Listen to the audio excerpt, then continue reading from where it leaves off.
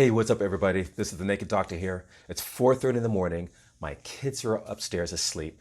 And this is the only window of time that I have to do this, to share with you guys. The most important thing for anybody out there who has challenges in weight loss, as I am right now, that cortisol is a bitch. And I need to explain to you why. How did I allow myself to get fat? Hey, what's up everybody? This is the Naked Doctor here, and this is the naked part of all this that I'm creating right now, and this is the inspiration why I thought about this. So yes, I'm a health professional, I'm a chiropractor, I've been doing this for 15 years. I've been helping people with their spines and their health and their own weight loss journey and health journey, helping many people lose weight, giving great advice. Yet, I finally accepted and realized that I myself, my ass has gotten fat. Despite giving great advice, I've been unable to follow it myself. It's not because I lack knowledge. It's not even because I lack willpower. There's a wild card that I totally overlooked that has an impact on weight loss efforts that everybody needs to know about. And that's about cortisol and stress. Cortisol and stress go hand in hand. So how does a person at one point in time who looks like this 3 years ago, right, after the age of 40, around 42, I believe, that's how it looked, to now looking like that. Crazy, right? But I finally figured out exactly what has happened, the main difference. Stress, right? Stress has been the wild card for many people in their weight loss efforts and journeys and cycles, including mine. And here's what I noticed. There are like 5 or 6 things that was in place for me to fail. And the first thing was how do I allow the stress to show up in my own body, in my own health? First of all, it starts with sleep. And I've struggled with that for a long time. Struggle with consistency of sleep. And that's the very first thing that actually creates stress. Just to let you know, anytime that you have elevated stress, it stops or curtails your body's ability to lose weight. Because your body goes in this fight or flight survival mode when it's under stress, either running away from an animal or running away from danger or chronic life stress, worries. So all these different emotional states will change your metabolism and put a monkey wrench in your best efforts to really lose weight if that's something that you're trying to do. So yes, I know a lot of people are frustrated with going on weight loss plans and diets and following gurus, and you can follow the plan to the T. You can have the best willpower possible. You can have the best written plan possible. But if you don't understand and address the underlying stresses in your life, you're going to set yourself up for failure if you don't address those. So here's how it affected me. And here's how stresses in different forms affect weight loss that I believe everybody needs to understand, that I'm also learning how to appreciate again. So the first thing that happened, and I'm going to go through 5 or 6 different things that exactly set up to where I'm at right now that allow me to get fat. The first thing was lacking sleep. The lack of sleep creates stress inside the body. Once again, when you're stressed, you don't lose weight. Metabolism slows down, goes into this fight or flight mode, kind of like the starving, and let's get ready for a famine mode. Okay, so nothing really happens when you're under stress. It needs to preserve energy. So that's what happened to me. And that's what happens whenever that you lack sleep. Now, I personally have struggled with sleep, regular sleep, for a long period of time. And it became totally clear to me during COVID. I was depressed, which is another source of stress. Yes, I was apart from my family, I was apart from my kids. And actually, I wasn't even earning income for 2 months of time, 15,000 kilometers away from my family. So I hate to say this, and I'm not a person to say that, hey, I'm a depressed person, but I felt the effects of depression. I will acknowledge that I would have been clinically depressed. I had an episode of it. I didn't want to claim it, but I had to acknowledge it. So that was a source of stress. And if you're wondering why, what on earth are you doing 15,000 kilometers away from your family? That's another story I'll share later. That's part of the transparent part. But yeah, it got to me. COVID got to me. And one of the responses of stress is emotional eating, right? Emotionally eating because it creates that dopamine release, that serotonin, and that's what offsets the stress when you release those dopamines or create things or allow things in your body to release those dopamines. And for me, what was available was the ability to cook, which is horrible for a person like me or anybody out there who loves carbs and also knows how to cook. You know, it's like having a drug problem, saying you're addicted to weed, but you're also a botanist, which is a bad combination. So for me, it was having the skills in the kitchen, knowing how to cook, knowing how to bake, knowing how to do this, satisfy my cravings immediately, but also because of COVID, no running, no activity, and all that jazz. So that's out of the question. Stress during COVID. COVID's a bitch, so is stress, which creates the cortisol, the hormone responsible for stopping your weight loss. Another stress that happened, well, another thing that happened that also affected my weight loss is I can't work out. I found out I have a hernia. I have an inguinal hernia right under my lower left quadrant. Right? And if you don't know what a hernia is, it's an opening in your stomach muscles that allows your guts to pop through in and out. It's painless, but it interferes with the quality of life because now it just looks like a third extra pouch or ball or something like that.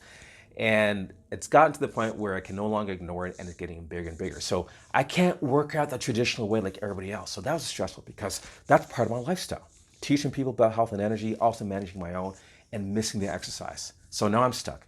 I'm overweight. I know I'm getting fatter. I can't work out and run without it dropping down, that pouch opening up. So yes, that's another source of stress, not being able to exercise because of a hernia, right? So I can't do what everybody else typically says what you need to do to lose weight, which is just burn calories, move and burn calories. I can do it, but very creatively, in a very limited manner. Number 3, and this is what started to happen even before COVID, was that as a stand-up comedian, I have to spend a lot of late nights performing on different stages around town, around the city. So that means getting home late at night. Do I know that I'm sacrificing sleep for this? Yes. Because at that moment in time in my life, when I was in Singapore, the comedy is a priority. So I kind of checked sleep down here and put my time on stage and getting that skill, getting that experience as a priority for me. So yes, I was willing to compromise on the sleep part to be able to go further on in my comedy journey. And I'm so happy that it's paid off. However, the downside is that now my sleep cycle is disrupted. And also that slowly led me away from that chiseled, really lean look and feeling, and and easy metabolism, that high rate of metabolism to the picture that you saw just now of what I looked like. And that's during my COVID peak. Okay, and for all in all, the easiest reminder to let you know that you gained weight is not the mirror, because your mind can play tricks on you. Your mind can make you go, yeah, if I just hold myself at the right angle, I think I still got that one ab. I still have, if I tilt myself just properly, yeah, I think I have one abdominal muscle. Yes, I got 3.5 abs. Yes. So yeah, I was doing that to myself. I was in denial. But what did not lie was my underwear. It got tighter. I was like, damn. When your underwear is talking to you, reminding you, yo, bro, your ass is fat. That was a sign for me as well too. So that was a kicker for me to say, all right, I got to do something as soon as possible. So the stress from COVID, the stress from not exercising, the stress from lack of sleep, all those stresses create cortisol. What's going to be different this time? What do I have to change in my routine or for myself that's going to help me get to the point where I know that I can get to my healthiest version? Because black male, high risk factor, diabetes, heart disease, cancer, with uncontrolled eating, I'm a risk factor myself, especially if with COVID going around, I'm already actually predisposed because of our predisposing condition, right? Being black, but also with his health histories as well. If this affects me, or if I end up getting diabetes, I don't want that. So what's going to have to be different this time around for me to get that success? And this is for anybody out there who's really struggling, figuring out, okay, how to do it right, how to do it correctly. But I'm going on this journey right now, and I had to start in September, and I'll explain to you exactly the reason why. So I had to return back to the United States to homeschool and take care of my girls. But here's my inspiration. I had motivation before, but my main inspiration right now is my daughter. Over the period of years, last 3 years, I was going back and forth between the US and Singapore, but a lot more time in Singapore, little time in the US. In that time, I have a 11-year-old girl, 12 and 13, who's 13 right now. And this is hard to say, and this is hard to admit as a health professional. And I believe that my physical absence from her life, not emotional, because we stayed connected with it as a family, I was very emotionally, but my physical presence was missed. And people manifest stress in different ways. And my daughter, at the age of 11 and 12, and these formative years, it changed her metabolism and it caused her to gain weight. Because my wife's working and I'm working, and there's a lot of personal stress of personal safety, well-being, and when dad coming home, I got to take care of my little sister. All that responsibility is placed on a young girl who apparently has my metabolism and has my genetics. And without supervision control, with a lack of activity to exercise, combining that with COVID in which she ballooned up. So yeah, I'm gonna accept that responsibility, because if I don't, and here's what wasn't before in place for my life.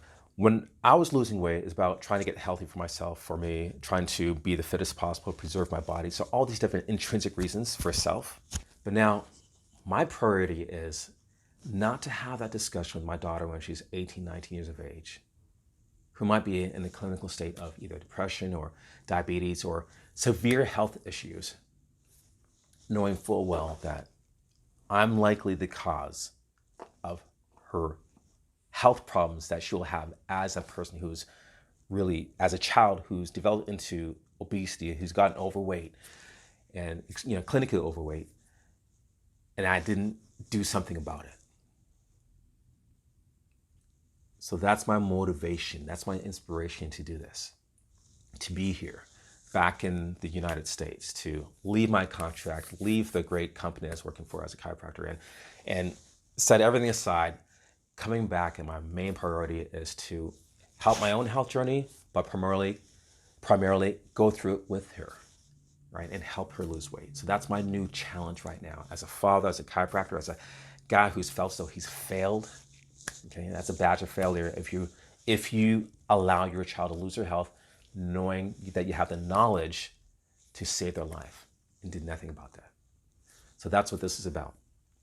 So my daughter and I are on this journey together, and God bless my wife. She's done everything she could on her own time with her own energy, but there's only so much energy that a person who's working full time can devote into not just day-to-day management of the family, of the kids, of a girl, but also with their own health, weight loss journey. So I'm going to absorb and accept that responsibility. So it started already. So I'm back in September. My daughter, 13 years of age, because teens at this age, body image is a big issue. And she's a dancer too. That's what's amazing. Her self-esteem is crazy strong. But now she finally acknowledged the fact that, Dad, if I don't do this, I'm not going to be able to have as many dance opportunities, and if I not lose the weight. And being transparent and open about this. And I asked her, listen, if you're ready to lose weight, I'm ready to do this with you. Okay? And we couldn't force this on her. This had to be her own decision. But she decided a couple of months ago, back in the middle of COVID, and that was the kicker for me to say, listen, let me get my ass back, and I gotta do something with my family. So we started this journey together, and she's not gonna go through this alone. But once again, here's the kicker.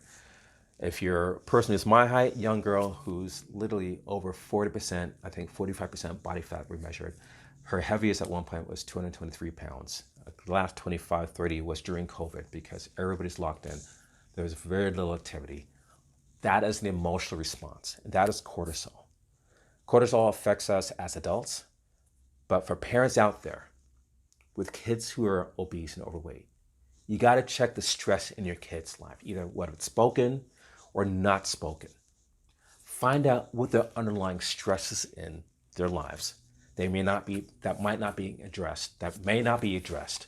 And you're a physician, might give some recommendations, but not many physicians, I believe, out there have the time or energy or expertise to really dive into how to address the emotional part that affects weight loss efforts in kids and in obesity. So I'm going through that challenge right now. I'm going through that struggle right now. But I'm going to make sure that my daughter does not go through that alone. And we're going to document this journey for anybody who's interested to follow along and see, hey, what does this look like, and what's going to happen. So we'll keep it posted along the way, and she'll share her words in her own part of her story as well too. I know this is a long post, but once again, this is about being raw, because I'm looking down the line to a different version of me, but more importantly, a happier, smaller, healthier girl, teenager, who's got more opportunities in dance and who feels fabulous in her body. But more importantly here, just being able to save her life, even though she does not know that her life is currently at risk, her health is currently at risk extremely. So, and also let you know exactly how it's going to turn out if we're not exercising. How's it possible to have an urgency in losing weight as quickly as possible, safely as possible, effectively as possible, without even exercise? So that's what we're going to do together. Because when you're extremely overweight and you tell a person, just go for a run, it is difficult, hard, and demotivating if you're by yourself. So there's got to be a different way, different approach of helping a person reach their health goals if they can't exercise, or if they have a health problem like myself in their groin with such as a hernia, or perhaps if a person out there who's got some kind of surgical procedure done or injury to the lower extremities to your body, and they can't exercise the exact same way that they prefer to, that they enjoy to, that motivates them. So we're going to go through a system that actually works to help people lose weight without even hitting the gym. So that's what we're going through right now. So yeah, this is a pretty raw moment. Can't get any more naked than this, right? Hence the naked doctor. And that's what I envision being able to not just help myself, but there might be other families out there who have the same struggles, right? Professionals as well, who are sometimes we're too proud to let people know that we have our own health failures because we're in a position of rapport status. You know, we're seen a certain way. And it's very difficult for health professionals who are in the public limelight or serving other people to profess, listen, I'm failing too. But the good news is that I got some knowledge, I got some answers I can apply to myself. As I'm going through my own journey with my own family, with my own daughter, hopefully it can inspire you as well to want to change and get some help. So stay tuned, follow along, and thanks for being part of this journey. Peace. Naked Doctor, I'm out.